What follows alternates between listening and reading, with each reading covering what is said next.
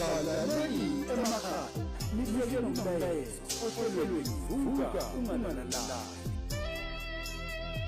Sanibonani bafethu kuzo zonke indawo lapho kufinyelela khona lo hlelo lwethu lapho sisho khona sithi vuka ungalalali.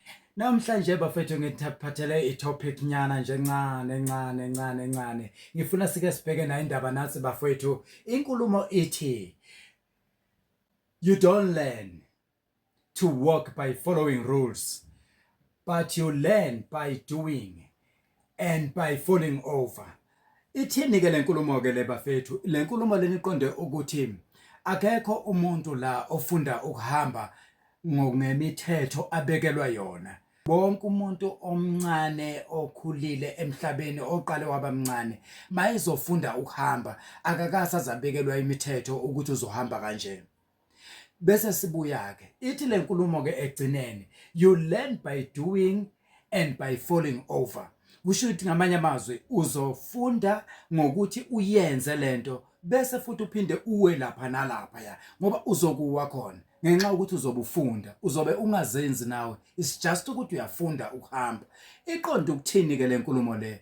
Laba abantu abaphezulu abekho lapha phezulu ngoba bavele kwahambeka kodwa baqala ngokufunda. Nawe siqonde ukusho kanjalo ukuthi namhlanje lapho ukhona ungaboni kukhona i-aeroplane waqala ngokuthi awe, ungaboni ngoba kukhona imoto waqala ngokuthi awele lena le. Ngeke kwenzeke ukuthi uvele usuke uhambe. Isimo sempilo mawusafunda sisuke sintekenteke.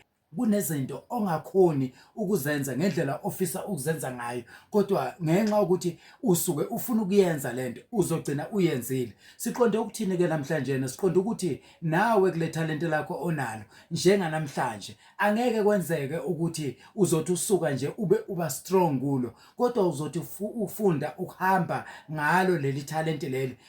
Mind you, ngenzeka ukuthi ekuhambeni kwakho ekufundeni kwakho ukuhamba kukhona ama-supervisor azobe bekhona empilweni yakho abekhampani oyisebenzayo.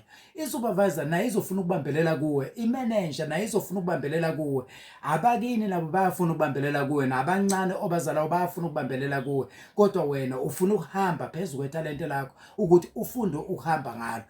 Ngiqonde ukuyiveza le ndaba ukuthi manenga ama-obstacles ozodibana nawo empilweni yakho kodwa into ebalulekile yile bafethu ukuthi yamukela ekuhambeni kwakho yenza and kunengi la khona uzokuwa khona kodwa mawuwa uzosheshe ubone na ukuthi ngiyawa la bese uyafixa, ngiyawa la bese uyafixa, ulungise uze uphumelele. Siqonde ukusho kanjalo ke ohlelweni namhlanje ukuthi you don't learn to walk by following rules, but you learn by doing and by falling over. Vuka unganalala.